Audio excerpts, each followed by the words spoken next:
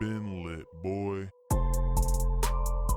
Everything goes. We now return you to regular programming.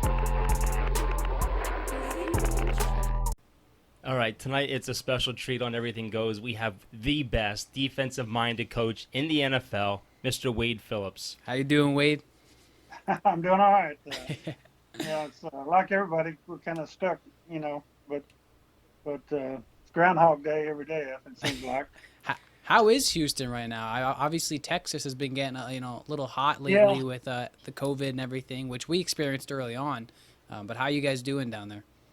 Yeah, it seems to have broken out here quite a bit. So I mean, we don't go out much. So we're trying to stay away from it.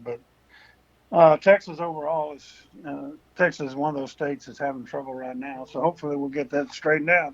You know, and it's funny. It seems like they got everything wrong that they told us. They're like, oh, when it gets hot out, it's going to kill the virus. We're not going to have to worry about it. The second wave will come in the fall, and then we'll have to worry about it again. It's like it never went anywhere. Yeah, I think, we thought the hot weather would help, but what happened, I think here, especially here, it gets so hot, everybody goes indoors, Yeah. So us in Arizona and Florida, I mean, you think about the heat, but, it's so hot you go inside. That's And true. I think that's probably part of the problem here.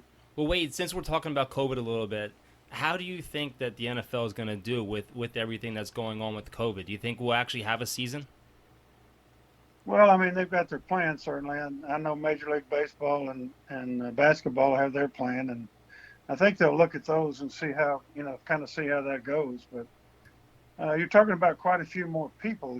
Baseball. Oh yeah. Baseball and basketball don't have that many players. So, with 53 players and a practice squad and, the huge coaching staffs and so forth, there's more chance that they could have some problems. So. It's tough with football too, because baseball, you're pretty 6 feet apart throughout the bases in the outfield. I mean, football, every play you're hitting somebody, sweat's flying, spit's flying, all kinds of stuff's happening. Yeah, I just wonder if there's some kind of breakout. I mean, you can't go 2 weeks if you're quarantined for 2 weeks. Yeah. If your quarterbacks are quarantined for 2 weeks, well, you don't have anybody to play with. So That's true. it could be some problems, certainly. Well, Wade, Hopefully things will work out. We'll see. I learned something tonight, and I didn't realize that you have been involved with football for over 50 years. That is amazing. It's an honor. Yeah, it's amazing. I mean, you got to Corner- coach with your dad for 11 of those years. Yep, That's Yeah. amazing. That's a great that was- honor. that was fun. Yeah, so I got to coach with my son too, so I saw it from both sides. So Oh, that's really awesome. neat. That's amazing. Now, are you officially retired from coaching? Are you still, I am. You are? Okay. Maybe. Well, I am for this year anyway. So far. Well, Yeah. if the Dallas Cowboys are listening, I wish they would bring you back to Big D. Well, I don't think that's going to happen, but you never know in this business. We'll see. Absolutely. But you know what's amazing? You coached over 20 Hall of Famers, 101 Pro Bowlers, and 35 of them on defense. Wow. You got to You- coach you- some amazing people. Oh yeah. I've been lucky there. I sure have. Yeah. Yeah. Starting way back in Philadelphia, we had some pretty good players there. Yeah. Reggie White was one of them. So.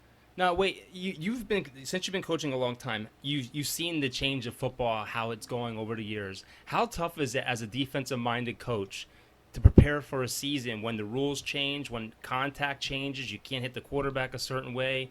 How tough is that for you? Well, I mean, you have to go with whatever the rules are. I started so far. NFL. I was in the NFL for 42 years, so I started back where you could have contact with a player within 5 yards. So I mean, so there's a lot of changes, mostly for the offense, which people want to see offense. So we understand that, but you just have to adjust. I mean, you have to adjust as it goes along. If there are rules or how they're calling things, you have to. And the safety part of it is a good part. I mean, I think watching out for players and make sure they're not hurting each other. You play the game and it's a game, so we don't want we don't want to hurt our own players or the players on the other team. Now, do you think the game is getting faster as the years go on? Oh yeah, definitely. Yeah, yeah, there's bigger, faster players certainly. Yeah, you know, when we first started, the offensive line and defensive line or when I first started, they were pretty similar, as far as size. And Oh yeah. now the offensive linemen are so big, so a lot of it's changed. Now I'm curious as to what, as a defensive coordinator, what were your thoughts when the NFL came out?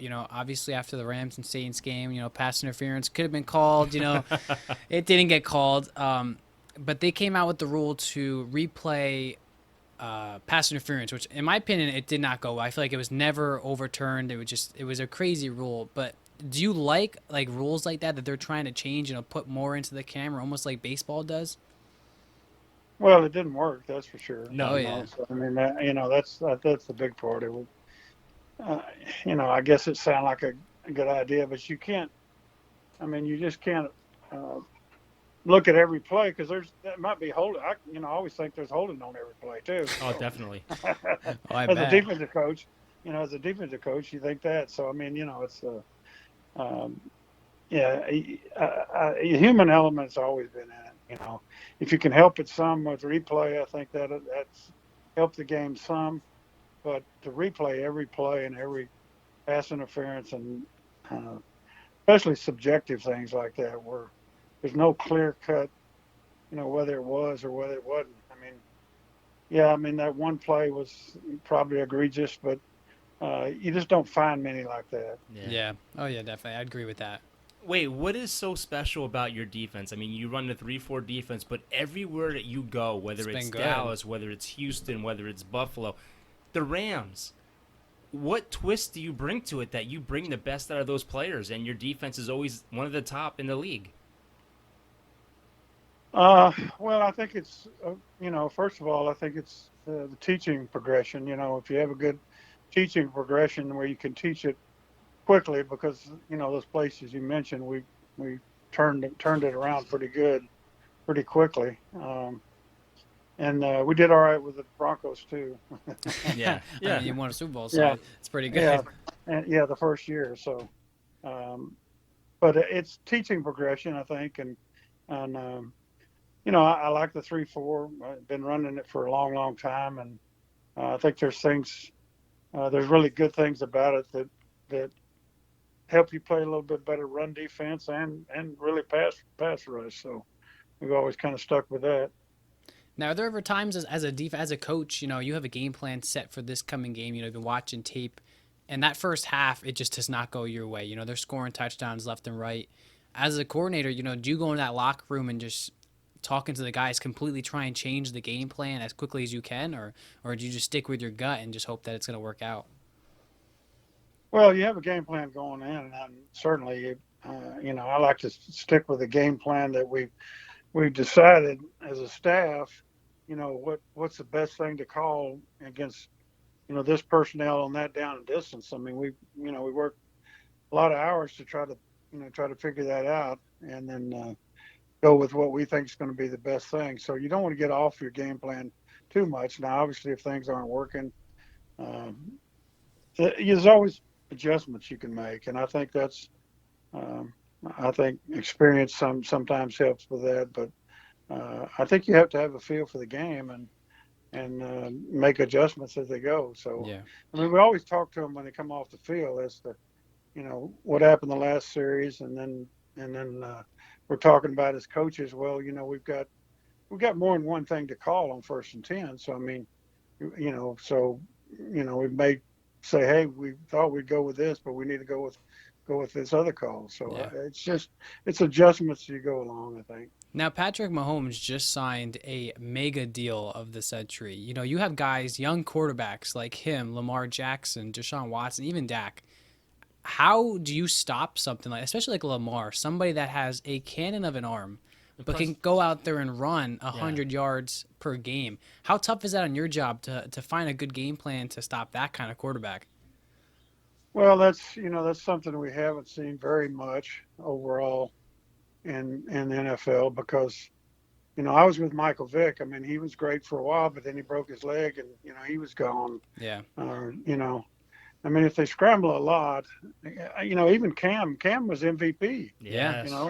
And now he's going to be a backup quarterback. I mean, so I mean, it's you're putting them out there if they run that much, and have especially designed running plays like they do. So, if he can stay healthy, yes, it can give you problems because, you see that in college a lot, certainly. And that's kind of carrying over. Some of the college offenses carrying over to the NFL. But that's the main reason we hadn't had a lot of running quarterbacks is because there's big, fast guys on defense that, the more times you get hit, that's why running backs don't last a long time. That's true. So now you got a quarterback who's, not as big and strong as a running back, and you're putting him out there to get hit a lot. So it's a concern, I think, offensively as well as defensively. Now, Wade, do you think it'll be a lot easier this year for defenses that have seen a full season of Lamar Jackson? Do you think it'll be easier to game plan for him, or do you think Baltimore is going to have to change it up now, where they're going to have him throw more to change it up so the defenses can't prepare for his legs? Well, I mean, that's what you had to do with Cam Newton was, you had to make him throw it. So yeah, if they, if he can do it, like I say, Michael Vick was pretty strong there for a while. We beat Green Bay in Green Bay the first time they'd ever lost a playoff game in the history of the Green Bay Packers at home. So I mean he was on a pretty good roll and a heck of a player, but yeah, it's just injuries can cause. And speaking of Mahomes, we beat Mahomes. We held him to 51. So yeah. game. So I didn't worry about a guy like that. No, he's a great one. He's absolutely a great one, and we knew it then too. Oh, he's got a killer of an arm. I think he's going to put the stat book out for the amount of touchdowns he's going to throw. Now, do you think that New England situation, do you think it'd be smart for them to start Cam Newton, who was, like you said, an MVP not too long ago, or to, let him sit a couple games? Yeah, I don't know. It's, I'm sure Belichick will make the right decisions, that's for sure. I mean, he's done it throughout, and he's played with, he played for Brady for a long time, but Brady was hurt some, and they had to play other players, and they still won. So he'll make the right decision. But Cam's, he's not the runner he was, and that was a big part of his game. Was he, he's going to make 100 yards rushing. So besides throwing the ball, so we'll see. Just see what happens. Well, Wade, you had a pretty good career as a head coach. I think you were like 86 and 52 or something like that. Good percentage. 82 and 64. How tough is it to be a head coach? You're our first head coach we've ever had on the podcast. I mean, you have to deal with the media. You have to deal with everything that happens on the field. They come to you for the answers for it, whether it's a good thing or a bad thing. Especially like in a city like Dallas. Dallas is like a big organization. Everyone knows Dallas. How tough is it being the head coach of an organization like that?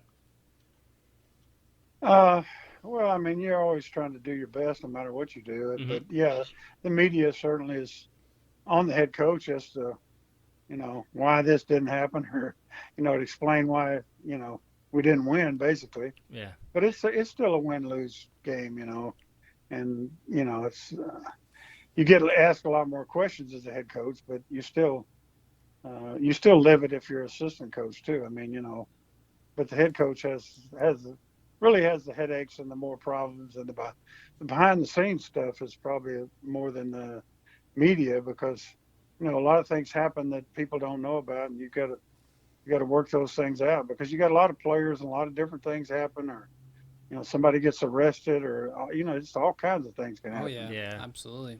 And you've got to deal with all that. Now, plus getting them to play, getting them to play well every week. That's true too. Now, you've had the pleasure, like we said earlier, to coach a lot of great players in your time of coaching. If you had to pick a defense overall that you've had to enjoy and you think is like, out of all the defenses you coach, which one would you say was the best defense you got to coach? I guess, I've been with a lot of great ones. I mean, some of them have been, when we had Reggie White and those guys in Philadelphia, it was pretty strong. And Bruce Smith in Buffalo, and actually Houston. When I went to Houston, they were the reason I went there is they were 31st in the NFL in defense, you know, Yeah. and we went from 31st to second. Yeah. Wow. So I don't know that anybody's come close to doing something like that. So it was a heck of a group, but you have to say the 2015 Broncos defense. I mean, Oh, it was killer. to win the Super Bowl, and I counted up one day. I think we were number one in the NFL in like 14 categories. So I mean, Wow, I don't know how you get. You know, we're number one against the run, number one against the pass, number one overall. I mean, and to play the people we played in the playoffs, you know, Roethlisberger and Cam and then Brady, you know, those three guys beat those three guys. And I forget Vaughn's I forget, amazing, yeah, man. I forget what the third downs were, but they were ridiculously low. That's crazy. You know, on all those guys. I think they were under 25% in all three games. So I mean, it's just. That group was, you know, to go all the way. I had some other ones that, you know, might have could have and were great on defense too. Yeah. But that group, and they led the NFL in sacks. I mean, you know, so it was a really strong group.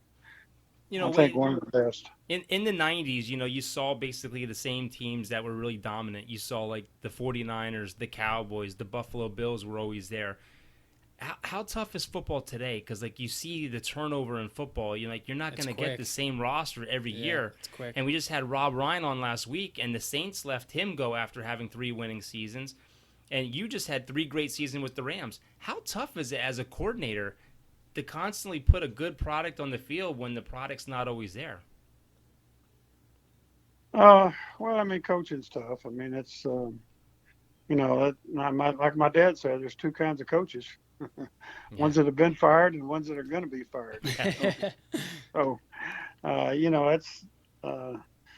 it's somebody else's decision. You try to do the best you can do, and you know, somebody makes a decision that, you know, that when I was, and I learned that quickly when I was with the Oilers when I first started. You know, we lost the AFC Championship game to Pittsburgh 2 years in a row. Mm-hmm.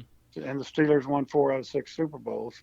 And the next year we lost in the playoffs to the Oakland Raiders, who won the Super Bowl. So we lost the Super Bowl champ 3 years in a row. We got fired. So that's when I realized it's not really what you do. It's somebody, whoever can make that decision makes it. Yeah. You just go on and try to do the best you can do. Now, you hear in the media all the time, you hear about players that quit on their coaches. You heard about last year that the players quit on Jason Garrett. Do you think that's just a bunch of BS, or do you think that really happens? No, I don't think they do. I mean, I think teams get down, certainly if they're not winning. You know, I mean, that's the mental part of it, is if they're not winning or don't have a chance to win something and you're at the last of the season, you know, to get them to play really hard and win games then is tougher, you know. But I think that's just human nature. I mean, you know, we don't have a chance to be in the playoffs. You know, we're playing the last 2 games or 3 games. You know, to get them really motivated like they would be is awfully hard. So I can imagine. Yeah, I think you know, I don't know if they quit. I just think the mental part of things that things aren't going well enough.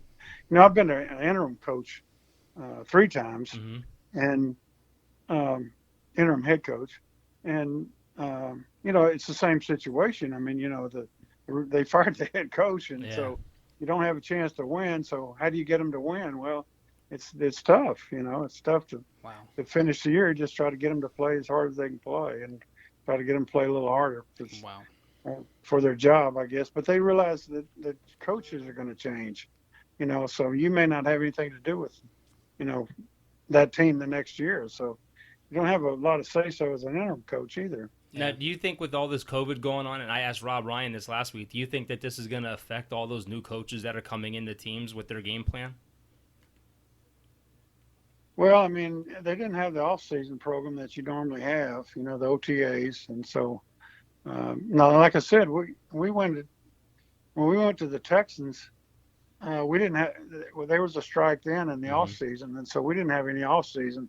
And we were a new group, and then, like I said, they were 31st in the league, so you can get it done. You know, it's just your teaching progression's got to be really good. Yeah, and of course, you got to have good players. I mean, we had We had J.J. Watt was a rookie that year and was a pretty good player. Wow. Yeah, you can see the And players now, now. They got rid of all the preseason games now, so you're not gonna get no real field time.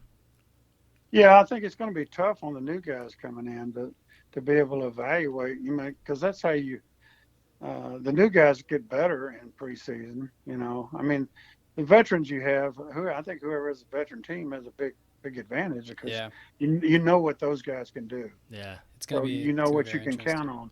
But the younger guys, they usually get better in preseason, or you learn more about them, or you learn that they can't play.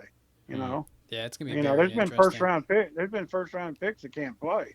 Oh know? yeah, And so you learn all those things in preseason and to build your team togetherness. Really, even though your first team doesn't play all the time, they do play together in preseason. They play a quarter and then a half and then 3/4. So to build that takes a little while too. So Mm. it's gonna be wild starting out as to how teams play early. yeah, that's Now awesome. I have to ask you because I haven't asked anyone a Cowboys question yet, and I wanted to ask Rob and I didn't get a chance to. How intimidating is Jerry Jones? Well, I always get a Jerry Jones question for sure. Uh, he's a general manager. I think people forget that. I mean, he is the owner, but he's also the general manager. So, Hmm. I've worked with a lot of different general managers, and it's not much different than what he does as other general managers.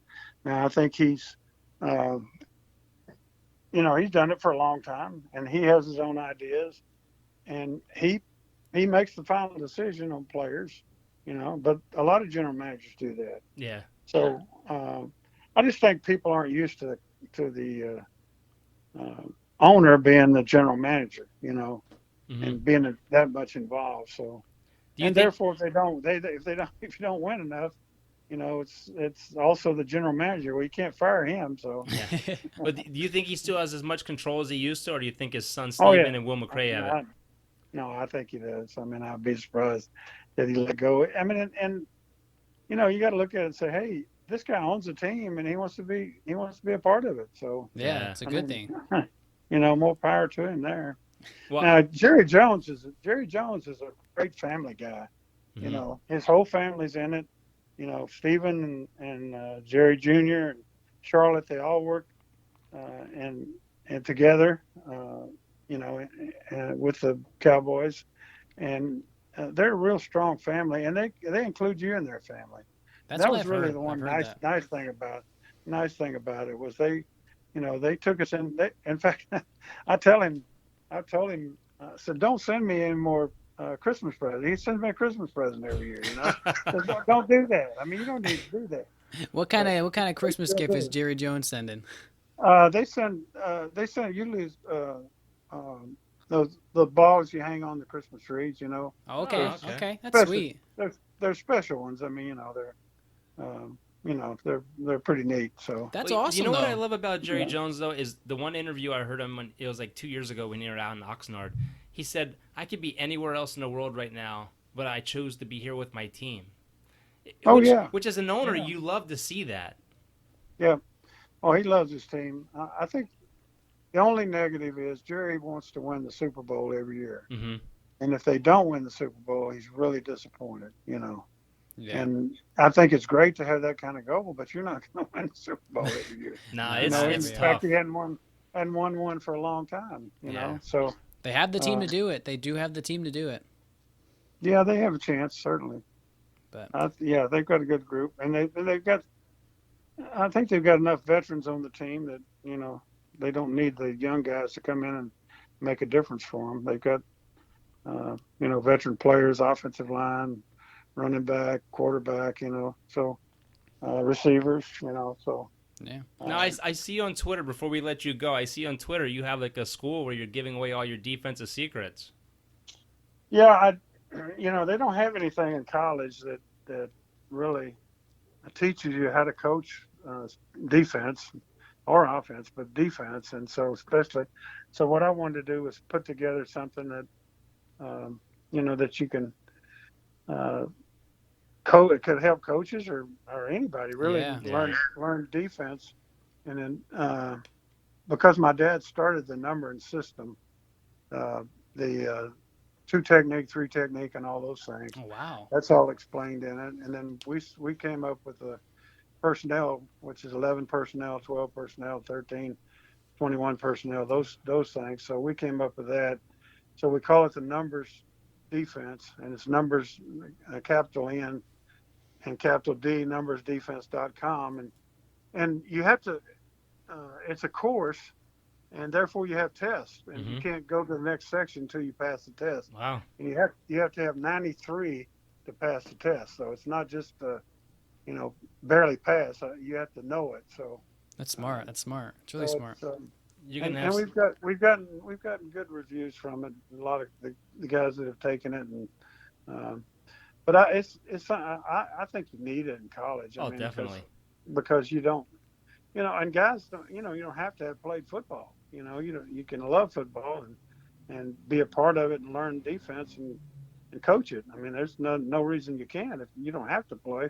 But what happens is most guys played are coaching because they learned, those things that they were taught. Yeah. But they don't learn the whole background of defense, and especially the numbers defense. Yeah. Well, Mr. Phillips, it has been a pleasure to have you on with us Absolute tonight. pleasure. I loved it. Oh, great. Yeah, you guys are great. I like it. Hey, anytime you want to come back on, we'll hear for you. But we really hope that you and your family stay safe and that everything goes well with everything in the future. Yeah, y'all too. Maybe I'll show up in Philly one of these days. Hey, We would love to have you here. Even though you won't like it. Hey, but that'd be the best thing to happen to Philly. You coming here. Well, thanks. All right, Hey, I Wade. enjoy talking to you. We appreciate it, and God bless. We hope you and your wife stay safe and your family stays safe, and we wish you nothing but the best. You too, Tyler. I enjoyed it. And Chris, thanks. No problem. Have a good one, sir. All right. That was awesome. That was Wade Phillips, ladies baby, and yes. gentlemen. That was great knowledge right there. I think he's 73 now and been coaching for 50 years of knowledge right there. That's insane to know. Loved it. Well, it's hot in this room tonight. It really is. It's like we're going through a heat wave in Pennsylvania. It's currently 8:28 here on our Thursday night, getting ready for that Friday weekend. We have another guest coming on. So we taking a break here. Yeah, I'm going to call him, tell him we're ready to come on now. We're going to take a break, maybe catch some of the Yankees game that's going on. We'll be right back with you guys in a second. All right, this night has been a blessing. Not only have we had Wade Phillips on tonight, but we have somebody that I really love to listen to and talk to. It's Barry Karcher from Alone Season 6. And if you guys don't know what Alone is, go on Hulu and watch it. It's an amazing survival show. Barry, how you doing tonight, sir? Better and better. How are you? We're doing great, man. Doing This has been a really, really exciting night. Yeah, it's a little hot in this room, but, it is what it is. Yeah, we're going through a heat wave in Pennsylvania. Oh, okay. Interesting. Yeah, okay. Barry, I was having some Skyline chili for dinner. Do you guys have that out there? No, I've never heard of that. I've never heard of that. What is that? that? What is that? What does that consist of? Well, I'm from the Midwest, so I came out here from Kentucky and Ohio. And out there they have like 2 competing chili places. One is Gold Star and one is Skyline Chili. Gold Star is in Kentucky primarily, and Skyline's across the river in Cincinnati. So there's always this big battle, but it's kind of funny because I get people sending me these care packages from home, and sometimes it'll be Skyline, sometimes it'll be Gold Star. It just depends on what side of the river I'm getting gifts from. But that sounds good though. Every time we come out there, we always get the green chili because my wife's family out there, they're Mexican, and they in Pennsylvania we don't have green chili. They say it's green chili, but it's not. But when we come out there, oh my God, I don't ever want to leave. I don't ever want to leave. Yeah. But you are a fascinating character, my friend, because you know what? You do something I've always wanted to do, just never really done it. You like to go out and play in the wilderness. I don't know if we'd be good at it. You don't have to be good at it. That's the cool thing. Nobody's out there watching. So. Yeah. Oh, I mean, I mean, good to the point where we would survive. It just takes time. You just kind of slowly build up your skills over time. One of the sayings you'll hear a lot in our field is "know more, carry less," and that just kind of becomes a habit. You start to kind of just learn more, know more, and you have to rely on less. Taking less out there. That actually is a really cool saying. And have you been interested in like the outdoors your whole life? Because I feel like a lot of people I would love to just camping especially. Like we don't Yeah. go do a lot of camping around here. I love just to go build a fire and all that. But have you been around that your whole life? Okay, so I grew up with a different side of things. Okay, so we grew up, extremely impoverished. Mhm. We were homeless many times, Oh wow. and we moved around a lot. I think I moved like 17 times before I was, I think, 20. Wow. And so we moved around a lot. It was really hard to engage in sports because you never knew at what time of the year you'd be going to a school. So one of the things that was always there, it seemed like, was martial arts. I could pretty much pick that up anywhere I lived, and also playing outdoors and not having, not coming from a generation of gaming systems and YouTube, social medias. We naturally just spent a lot of time outdoors. Yeah. So for me, it was always a bit of sanctuary being outdoors in a way.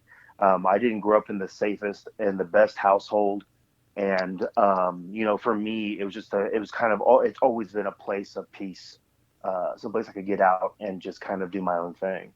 Wow. Now, my father was a prepper. I don't know if you guys know what that is. It's when somebody thinks the end is coming. Yep. So a lot of my introduction to survival had a lot to do with that sort of ideology, and it was also a lot of 72-hour type things. It was never really a long-term type system. So in the beginning, it was just really kind of learning little small things, and of course my dad was pretty adamant about us doing them. Yeah. But as I grew older, I just, I still dug it.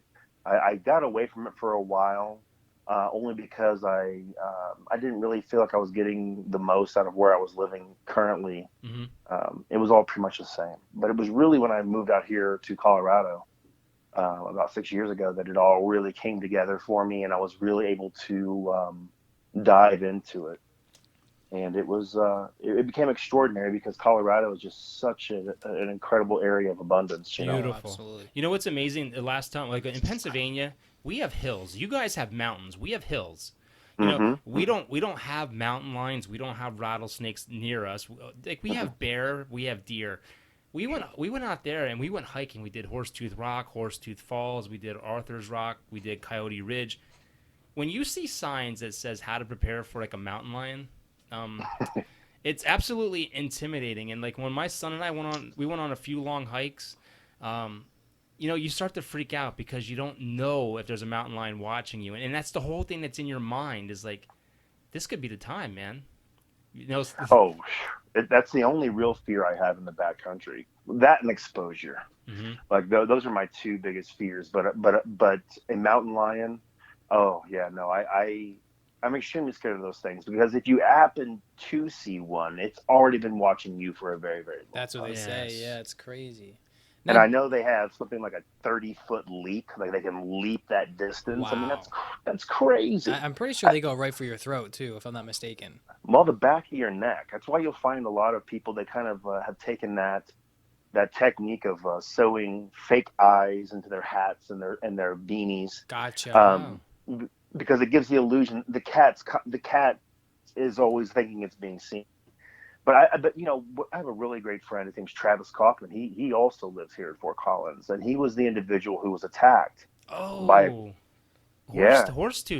That's right. He was attacked by a juvenile, still weighed about 60 pounds, I think, but juvenile cougar. And then didn't they like give him a hard time because didn't he end up killing the cat? Oh yeah, but here's the thing, man. Like something he said, Travis. One thing you have to understand about Travis Kaufman is like, whenever you look at this individual, he in no way, shape, or form exudes ego or the kind of guy who's going to pick a bar fight. Yeah. Not that dude. This guy was jogging around Horsetooth. It was winter. He was jogging in the snow, and he felt something kind of behind him. And when he turned, this cat was already leaping and moving forward and leaping. Yeah, that's crazy.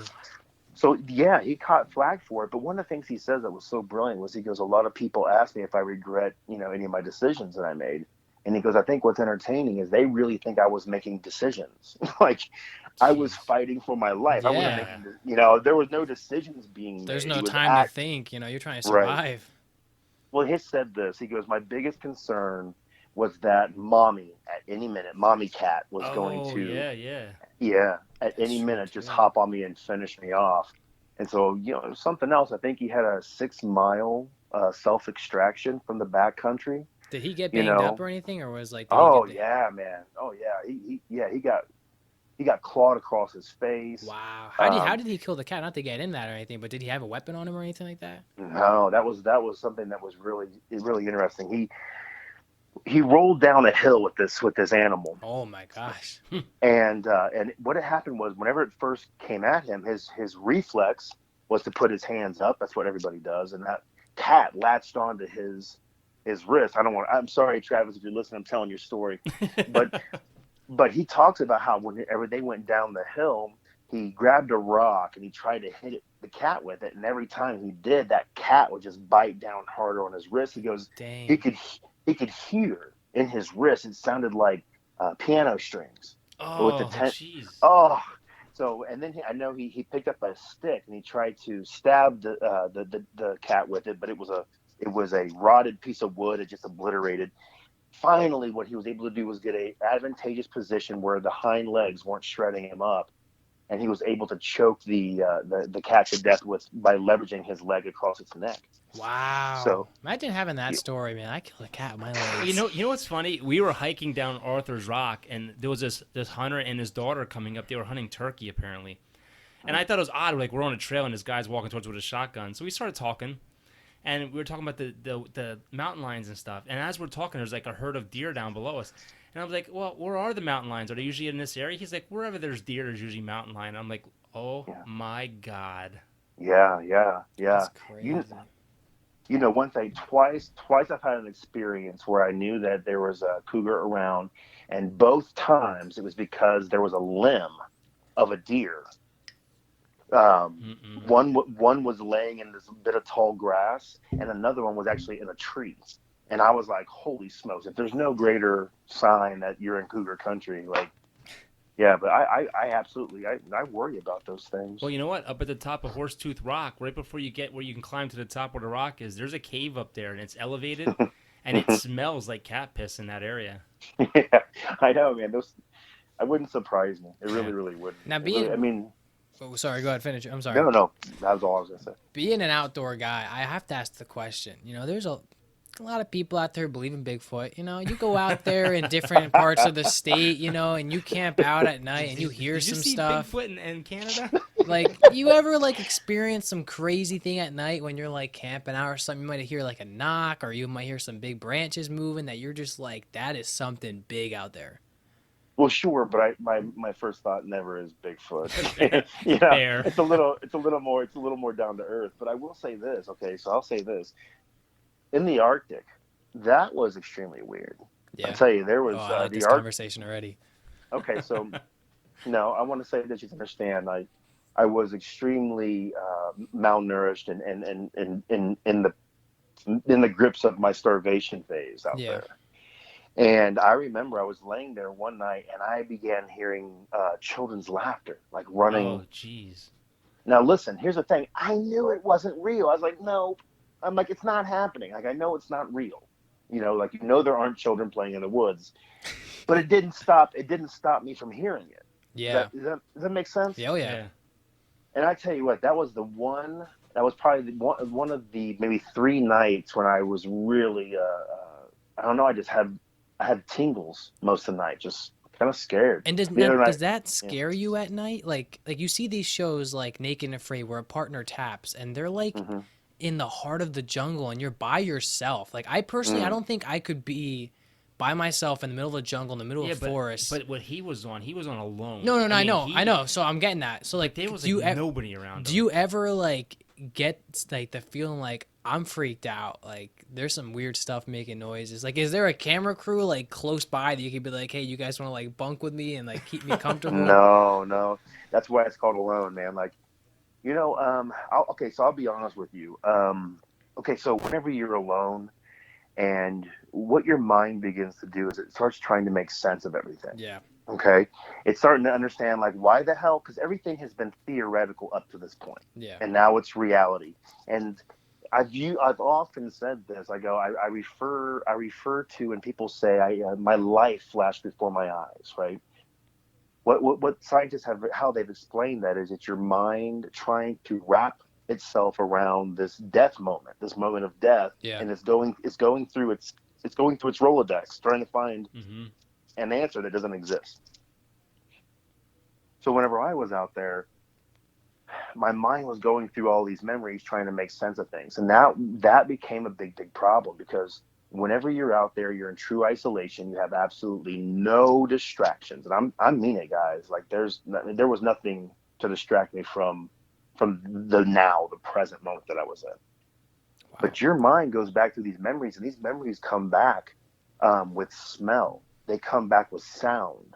They come back as like full movie reels. They're not just like these little snapshots. And what I came to find out there about myself, and what I now know about most of humanity, is how much we varnish our past. Yeah. Like, for our own protection, and for to make things easy, and to help us move on with our day to day, right? Mm-hmm. Like, we varnish our past something horribly.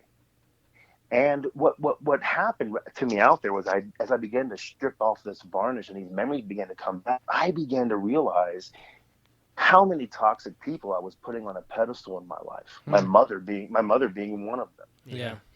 You know, I began to look at and evaluate so many relationships. You know, like, and I began to realize one of the common things was me. I was a common problem in these things. But when you're stripped, I went through something, and it was explained to me by a wonderful woman who had to unfortunately view all of my footage. She said, "I watched you go through this ego death," and whenever she said that, it really it resonated, and that's exactly what happened. So, you know, you go out there with all of this ego, all of this bullshit you believe about what you can't do, how it's going to go, all of this varnish, man.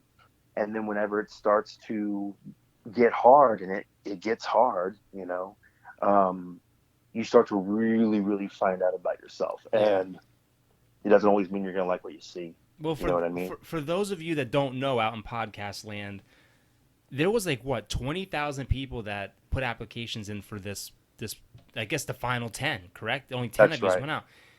So of the 20,000 people, they weaned it down. What did you have to do in order for them to wean it down to get down to the final 10 people? Did you have to do like a mini go out and survive kind of thing? Okay, yeah. So there's a process to it all, and like it's a very long vetting process. So, like, I wasn't like some of the other participants. Like, a lot of them were invited onto the show because they were referred by somebody else who had been on the show already, or perhaps they had looked at them in an earlier season and kind of, you know, maybe they didn't quite make the cut, but they want to have another look at them. So, like, I was one of the average people who just applied. Yeah. Mhm. And I just applied on like every Monday for like 6 weeks. Oh my God. Yeah. I get like this, like when I really want something, that's just how I do. So it was really strange. So I you know, there's a vetting process. It starts off with an email of their interest in you, then a telephone interview, then a Skype interview, and then you have to do self-filming 2 nights on your, you know, up in the mountains. You have to send all of that in. Then if you're selected past that point, you go to something called boot camp. Boot camp is when they narrowed it down, I think, to like the final, I think it was like the final like 25 of us. Wow. And that's when you really got to see the level of competition. You know what I mean? Like, you're there and you're in this hotel in New York, and there's a lot of testing that goes on before you're ever showing off your bushcraft skills. So I'll be honest, like, I was intimidated because there was a lot of high-speed dudes. You know what I mean? Like, I had, you know, Donnie Dust owns his own, here in Colorado, his own survival school. Brady Nichols is a SEER instructor. Jordan lived in Siberia for 4 years. Jeez. Wonia is like the authority on brain tanning and anything really. She's just an encyclopedia. She's just incredible. Was she the one that If made her? Was she the one that made her own clothes out of animal skin? That's exactly correct. Yeah, that's her. That's Listen, crazy. I that day whenever we were getting launched, I was looking at her and like she was really wearing what she made it to go into the Arctic, and I'm just shaking my head like, how the hell did I make it on this show, dude? Like these guys they're savages. But I think what I did was this. I risked it all, like in every way. Mm-hmm. So, for instance, at boot camp, they had us with a list. I think it was like 17 items, right? And they wanted you to pack your ruck and take these 17 items out into the field test that lasts about 3 days. And I remember calling my wife because I'm a minimalist. I don't take a lot of gear out. I usually take about 5 or 6 things and I go do it. And I told her, I go, I think I'm going to stay true to who I am, and I'm only going to take 6 items. Oh, jeez. And she goes, are you sure? I'm like, yeah, I think I'm going to go for it. And so the next day, I waited till everybody loaded up on the van in the vans, and they were basically going, Barry, come on, man, where are you? And then I come walking out with my shemagh wrapped with like 6 things. And I wanted to make sure that nobody could just hop off the van and unload their bag and do, you know what I'm saying? Yeah. So I think the thing is, like, to get on the show, you have to be really just willing to go above and beyond, and I really took advantage of the ability to film my adventure as well. That's I mean, amazing. I enjoyed the cinematic, the way I was able to set up my stories. Like, I was always focusing on the fore, middle, and background. Mm-hmm. Whenever my net finally worked and I got a fish, I mean, that's one of the most beautiful scenes right there. You're looking across the Great Slave Lake. It's incredibly beautiful. And I was so much fun, them giving us so much freedom with that part of it. You know what I mean? Absolutely. So that was pretty rad. Well, how, like, you never spent more than 2 nights out in the woods. I heard that on the other podcast. And you Yeah, ended up that's right. spending 69 days alone in Canada. Yeah. Right. Yeah. By night 3, I was setting a personal record every night. Yeah. Okay. So like, just because it hasn't been done doesn't mean doesn't stop me from believing it's possible. You know what I mean? Absolutely, absolutely. I've really pushed my body throughout my life in a lot of different ways, mostly athletic. You know what I mean? So, okay. So I'll be honest. The first 3 days were the hardest. I thought about tapping. You know what I mean? Really? I'm not gonna. Jeez. Oh yeah, I was scared shitless. That's real. Especially being by yourself. Well, the being by myself, but then, like I said, everything was theoretical, and now it's all here. Now all the promises I made, all the hopes and dreams that my family and people and friends, Yeah. who are going to benefit from me doing this, now I had to talk it, And just to add into that real quick, you also like, is that tough because your family, 69 days, I mean, you're away from your And family. you just had a newborn baby. Like, that's got to be tough. I mean, my girlfriend just left for college, man. I feel like my heart broke. 69 days with your wife, that's got to be Sure. tough. Well, okay. So one thing you'll learn, Tyler, is as you grow older, you're going to lose things and lose people. And what you come to understand is you never really get over these losses or these pains. You just make room for them. Mm-hmm. And so while I was out there and I was feeling these feelings, I understood I just had to make room for them. So what I was hyper focused on doing is whenever I'd have these overwhelming moments, I would stop whatever I was doing, go into my shelter, lay there, and I would just try and get right with it. Doesn't mean I solved it or I just made room for it so I could keep moving on. Yeah. One of the hard parts, like you said, I left my daughter who was 7 weeks old and my son who was 2 years old at the time. Wow, that's tough. Yeah, and we have no family out here. So my wife was really doing it on her own. And I looked at it like, dude, I have it easy compared to her. Mm-hmm. Yeah, really. I have it easy. So it was always kind of in the back of my mind that there's no real excuse for me. And my wife flat out told me missing us is not a reason to tap. She squashed that very early in some of the serious talks that we had. That's awesome, actually. That's a strong wife right there. It is. It is really strong. But your mind plays tricks on you out there. I as you begin to go lizard brain, I began to forget what my kids' faces looked like, Oh, jeez. and that was really hard. I try as I may, because we're not allowed to have pictures of them out there, And so I was like, try as I may, I just couldn't.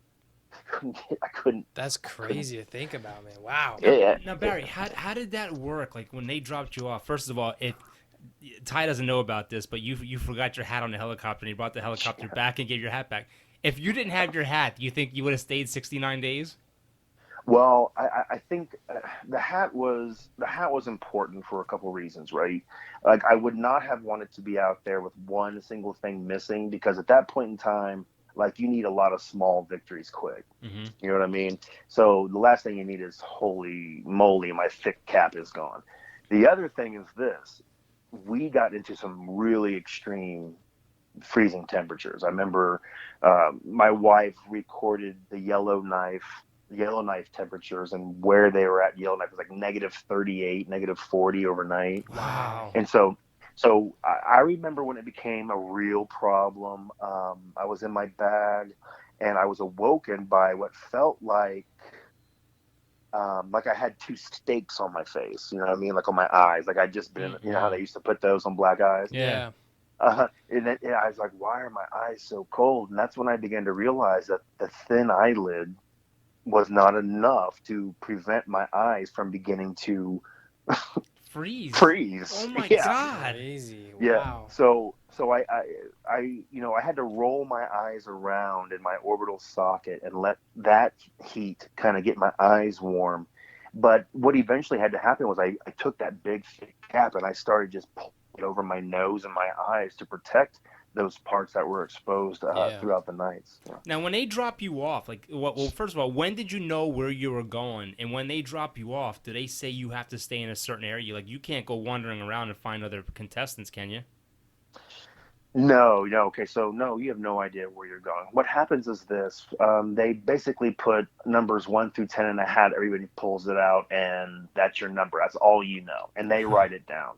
So that is your site. You have no idea about your site until you get boots on the ground. Okay. So yeah, being dropped, you have to make a lot of split decisions fairly quickly. And I was grateful for my site. I was grateful. I wish I had the knowledge that I have now. I would have worked it a little differently. But what was the other question you had in regards to? Yes, we had borders. You have something called a geofence, and it's a pre-designated visible fence that is controlled via satellite. Everywhere you go, you have like a safety yellow brick with you in case something happens. You're mauled by a bear, you fall and break your leg. You saw Tim Backus use it this season. He broke it right. Oh, He was, there one day and he broke his leg? I think it was maybe a little more than a day. I don't know, but that's crazy. It was crazy, man. I felt bad for him. His recovery is still hard. I know he's having to have that same knee replaced, I think. But so you have a geofence. There were a few times where I got set up in these really wonderful hunting locations that had great lanes, had a lot of the reindeer moss that the elk that the moose like to eat, and that kind of thing. So, but I'd be set up, cameras would be set up, and I'd get a beep that goes, turn around and move back down the beach. It's like, oh no, man. Put that fish crazy. back. You're out of your zone. zone. Oh, yeah. So it was like, damn, that sucks, So you figure out, you kind of probe, you do some probing, and you kind of figure it out. It's all computer sent. You're not talking to anybody. You can't even respond. That's cool, too. Yeah, so it's like, okay, well, here's my fence. And no, they pretty much make sure that you don't run into each other. They place us several miles apart, but also there was always the potential for you just to walk up on somebody in the woods. Yeah. because the native the first so there's a native people there called the Lutzelk'e Dene First Nation people, Wow. and they hunt the lands, they fish it all. So it was absolutely a potential, and they said if that was to happen, just make sure we filmed it all and that kind of thing. But never once saw anybody. Now, what goes through that process if you do need to get in contact? Do you say it's a yellow brick that you have? Like if you need to get in contact with to get picked up, or if you want to tap? Mm-hmm. Yeah, that's what it is. The yellow brick is what you use to tap out, essentially. After you hit that tap out button, that's it. There's no radio or anything. It's just like they basically come and get you. No, what will happen is at that point in time, there's procedures. They have procedures. But as you see it, you can see it on the television. They push the yellow brick, and then they're talking on the sat phone. Yeah. And that sat phone never comes out. I mean, it's just always it's always in the Pelican case, but it has to stay charged. That thing's very important. Now, what's the key to survival? Because like the one guy, he got a moose. Yeah. I mean, and you think watching the show, well, he's got enough meat to last him forever. But he lost the most important part. He lost the fat when one of the scavengers came in and stole his fat supply. The Wolverine. Yeah, and he ended up losing a lot of weight too. I mean, you're like, in your mind, you're like, well, how's that even possible? He has so much meat. How's he losing weight? Yeah, well, if you ever heard of something called rabbit starvation, it was discovered pretty early on that you can't just eat rabbit. There's not enough fat on them, and people have starved to death on just only having rabbit. Yeah. So you have to have fat. Fat is good. It's worth more than gold out there, and that's why the Wolverine only took fat. It knew what it needed, and.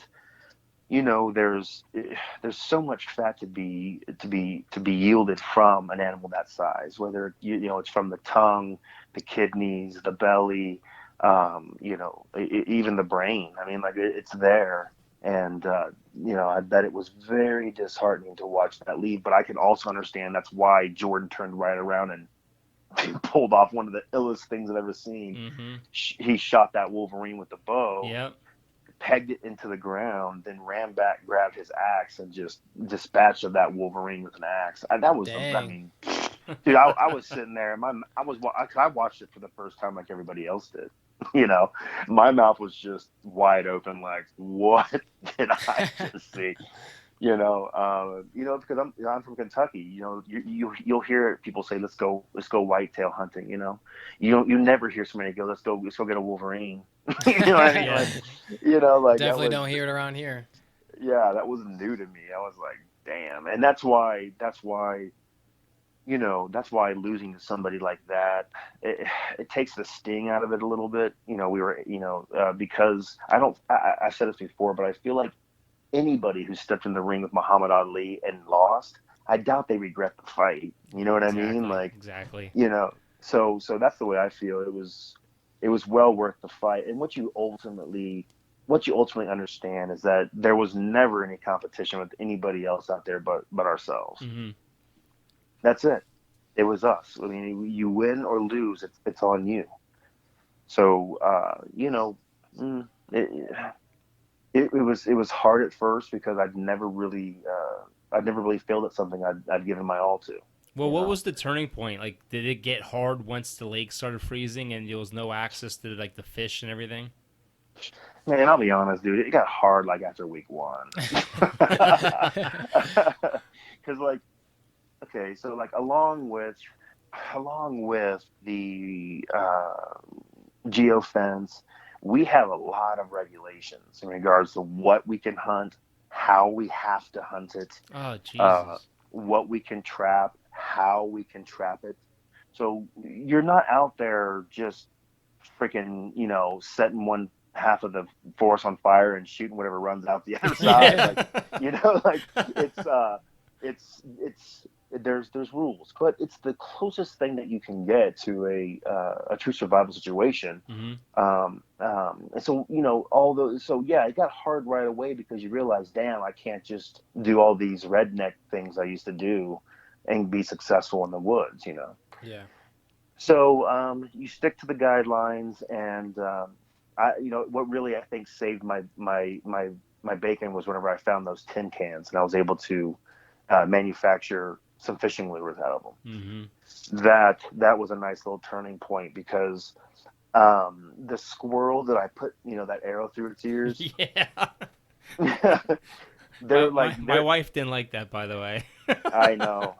Believe me, I got a lot of people in my comments who didn't like It that. looked like something out of a cartoon. Now you couldn't have placed it any more perfect than that. I know, and it's the truth. And what was so funny is I tried to play it off like I've done it before, and I was just as excited probably as anybody who saw it, but I was trying to play it, cool. I was mostly just excited to have some food, Like you could have But dispatched him and hung him over the fire just like that. yeah, yeah. I actually ended up just eating that whole thing right away because there's no real reason to save anything like that. Yeah. I had its organs, which were really, really great. I love organ meat. That's awesome. Did you see any big game when you were out there? No, man. Oh, I wish, man. How I wish. I wish I'd seen big game. I saw tons of. I saw a really good area that had a lot of bear sign, right? Oh, geez.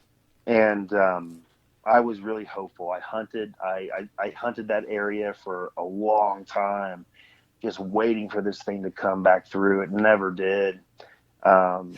It was after I got visited by the bear in my camp, and I think the reason was it was really getting later and they were starting to bed down. Mm-hmm. I can't remember the name of it right now, but there's a very particular berry. These bears, they eat these berries kind of in like an order. And I was told, I can't remember the name, but if you see that this berry is gone, it's because it's the highest fiber berry and the bears are eating those last before they bed down. And I began to notice that these berries were missing and a lot of the normal spore that I was seeing just wasn't there. Oh, wow. That's the thing. They don't have to stay in the area. I do.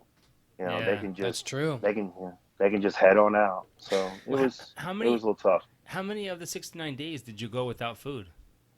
Quite a few of them. Yeah, Man. I think it was a lot, man. Probably close to 3 weeks, maybe, where I was really just like boiling moss. You know what I mean? Mm-hmm. And I had a few rabbit bones left, and I kept boiling those over and over again, just trying to get whatever I could. I remember waking up. Starvation's horrible, and it's maddening. God, yeah. It's maddening. You feel like you're just out of control. But I remember up at night doing deep knee bends in my bag because it was freezing, and I was just sucking the middle of these rabbit bones, trying to get whatever I could out of them. It was rough, man. Dude, I remember when you first went on there, you were jacked. I mean, you were huge. You looked like a linebacker in the NFL. Dude, well, I was so I'm 6'2", and whenever I went to Yellowknife, right, because there was about, I think, maybe 10 or so days before we actually went out to the orientation camp, I was weighing like 254. Jeez. But because I couldn't eat like I was doing at home, because at home I was literally eating weight gainer shakes with my freaking dinner. You know what I mean? Like, Yeah. like I'm back in high school.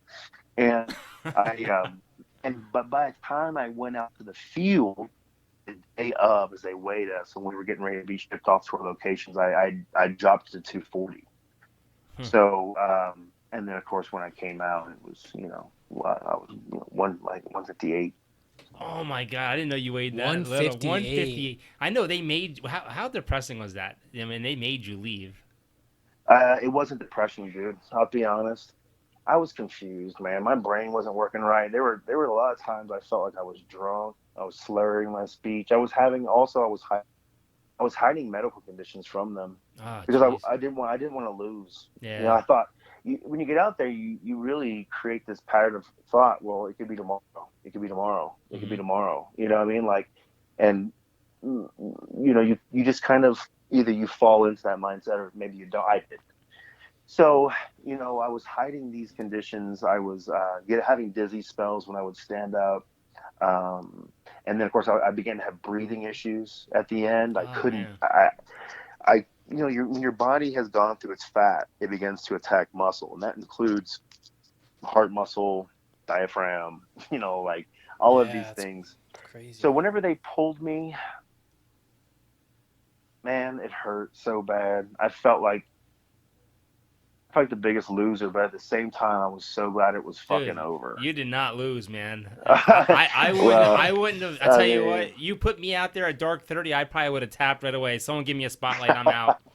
well, the thing is that we all have different things. Like I'm sure there's moments in your life where if I had been in your shoes, I would have failed miserably.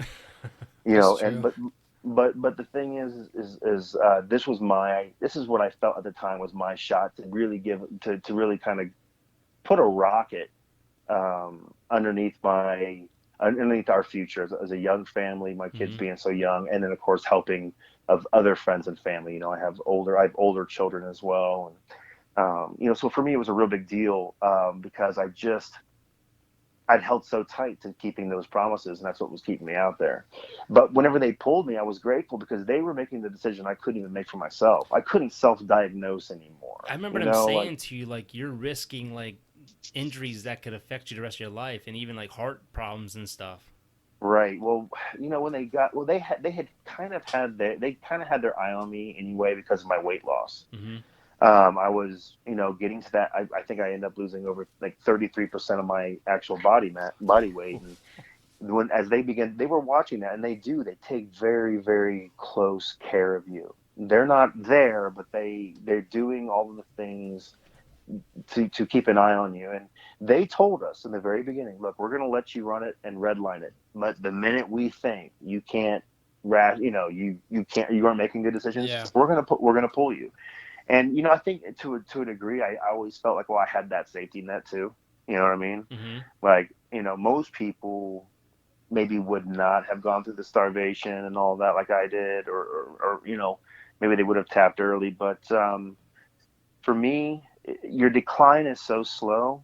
Your baseline just gradually. If I had just gone immediately, lost 82 pounds, yeah, something, Yeah. But because your baseline slowly diminishes, you never really know how bad it's getting. Yeah. Well, You what's know what the I mean, what's the process like when you finally do leave? Like they don't show none of this stuff. Like, do you get IVs right away? I mean, I'm sure you can't go eat a bro? freaking steak dinner because you have like no No, stomach. no. Okay, so like, let's say you're out there for 3 days and you're like, I don't want to do this. Yeah, whenever you come out, you can pretty much just have whatever you want. Yeah. You know what I mean? Like, no, not me. I had there was, dude, I can't tell you how grateful I am.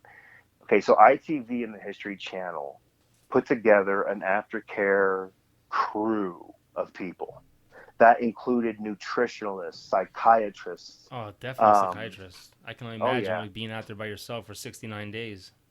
oh yeah, oh yeah. And if you ever want to have another podcast about that, we can talk about that. But the so whenever I was taken out of the environment, I was treated with such care as like I was a fragile piece of china. You know what I mean? Yeah. Hmm. And whenever I had to first be helicoptered to a plane, where I was assisted onto the plane, and I had an incredible EMT paramedic with me by the name of Ben. Ben had been to my site numerous times and helped with vitals and that sort of thing. Guy was amazingly. Um, he took such good care of all aspects of my care, my psychology, my physical, and my emotional. He was so good about that. We flew into Yellowknife.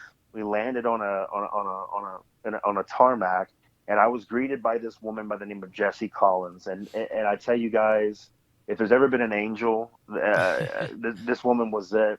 I remember her walking towards me, and I could barely move. My body was so sore. I was so tight, and just everything. I've been sleeping on the ground for 2 months. And I remember her just turning both her hands, palms up, and just kind of taking me from that point through the majority of my care until I got home.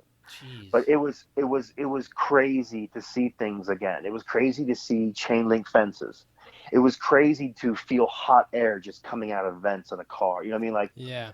it was crazy also because I had just gone through this life changing event, and I was back in the city where people were living their own lives, going Yeah. through their own life-changing events. It was just like complete, like, whoa. You know Yeah. what I mean? It was incredibly overloading. How long? How Um, long are you in? Like, I guess, is it like a hospital uh-huh. before you get to see your family again? Okay, so all the questions you're asking are a little bit different. You don't get to see your family till you come stateside, and Oh, okay. you don't get to speak to your family right away either. Dang. Wow. You have to understand. I came out feral. You know what I mean? Yeah. Like, I could. I was more in tune with every fiber of my being than I've ever been, It's true. and it's hard coming back to the fog. Believe me. So, it was important that they took their time with me in my particular situation. So, whenever I first came out, I was, of course, taken into the hospital's care under guidance with the ITV and the history crew. And of course, I came out deficient in everything, dehydrated. They can't just give you anything right away. They have to. They slowly just get your blood volume back. Yeah. I think it wasn't until the next day that I actually had my first real food, and it was bone broth. It was 2 cups of bone broth, and I was given that about 3 times a day for about the first 2 weeks. Well, that stuff's good for you. It has a lot of minerals and stuff in it for you. Yes, and that they were very focused on refeeding syndrome. Refeeding syndrome is believe it or not, there's not a lot of information out there about starvation. There's just not. It's not something that a lot of funding goes towards. I think it looks kind of crass if you're funding the study of starvation as opposed to solving it, right? So there's not a lot of information out there. So what really was kind of important were the nutritionalists taking the lead and making sure that my refeeding syndrome was never going to happen. And they paid such close attention to all of my foods and their timings and when I received them. What was required for me to speak to my wife was me being able to say I wanted to speak to my wife without honestly staring off into space and zoning out Yeah. and feel. You know what I mean? They wanted me to say, they wanted me to mean it. You know what I Yes. mean? Yes. Yeah, and I wasn't ready to tell my wife I didn't win. I just wasn't ready for that yet. I was still processing that information. It was hard for me to believe it was over. Yeah. But I think it was I think I maybe spoke to my wife. I think it was maybe about day 12. Maybe I think it was day 12. Wow. I'd been out for 12 days and was starting to get some of my strength back. And Does she? So she doesn't get notified at all that you've been taken out and that you're getting taken care of? so what happens is I get to decide when they tell her these things. Oh, And gotcha. I ask them to please wait. That's understandable. And the reason is I wanted them to let them know. I wanted her to know I was okay. But again, you don't nobody will ever understand, and that's one of the hardest parts about coming back. And it was one of the major reasons why I felt so alone coming back, even more so than when I was out there by myself. Well, the thing we forgot to mention was there was $500,000 on the line. This wasn't Oh just yeah, whoever goes no, out there is the winner and that's it. There was no, actually no. money on the line, which Yeah, yeah, yeah. And if I wanted, and like to be honest, the money's the reason I did it. Like if I wanted an experience like this, I just go up in the mountains. I live right here in Fort Collins. Yeah. You know what I yeah, mean? No, but this was the money was a huge motivator. But what was really interesting was that motivation changed throughout my entire time out there. Why I was out there changed. It just became more. It became more about healing. It became more about facing, like I said, all the varnish that I put on my life. Making some truly hard assessments of myself. but Um, you're definitely a winner. You know what, Matt? yes, I feel that now, absolutely. Yeah. But I'll be honest. There's times when my wife and I look at a vacation or at an Airbnb or something like that, right? And we want the one that's like crazy expensive per night, and I sometimes feel like damn, like if I had just done maybe these things different, we could Yeah. have we could have that Airbnb. Dang. You feel me? Yeah. Yeah. So it does kind of sting to that degree, but the fact of the matter is that, like, if anybody knows me, they know I'm not done yet. My this is just most people, when I told them I was going on the show who know me, they weren't really that surprised. They're like, yeah, it sounds like something you do. I mean, like, so I'm just not going to stop. And I know that, to be honest, there's a lot of ways in this wonderful country to make $500,000. Yeah. Well, do you think, since, like you said before, like during the process of interviewing, that they called people back from before that were on there, do you think they would call you back? And if they did, would you do it? In a heartbeat, and I hope they do. That's I'll tell you awesome. why. I will fail so much better this time. Yeah. Yeah.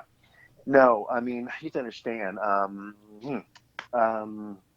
How much can you know about yourself if you've never been in a fight, right? Fight club, Exactly. right? Same thing.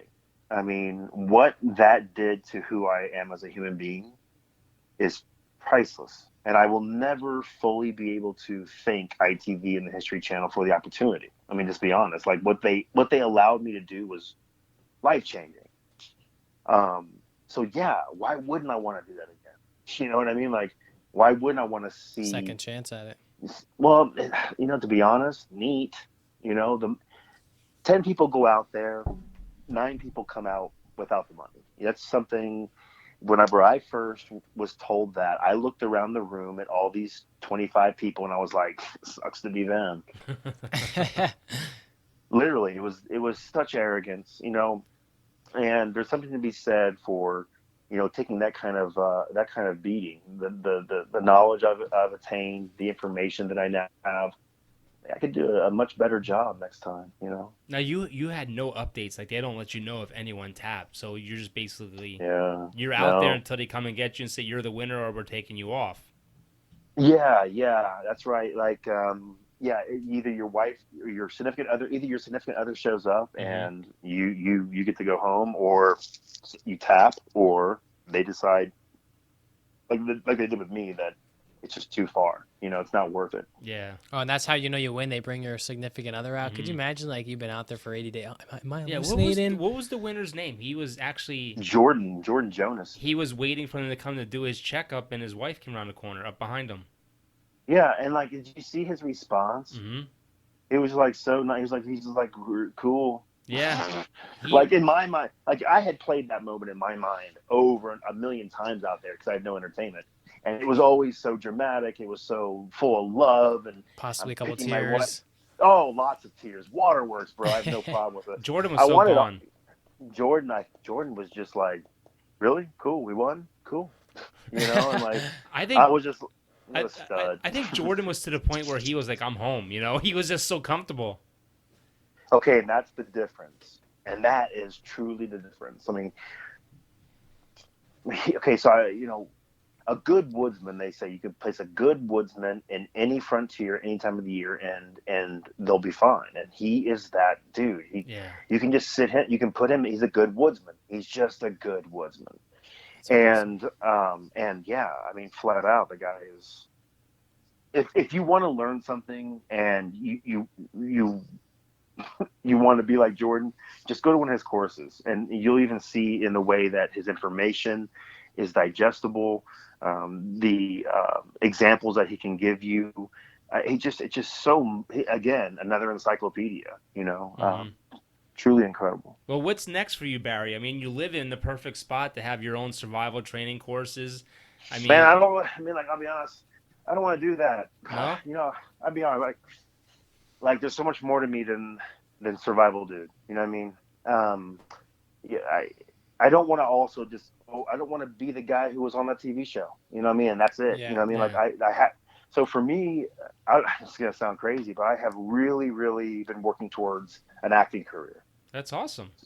Yeah, I think so. I'm really excited about it. I mean, you put your mind towards anything. I mean, you'll reach that dream.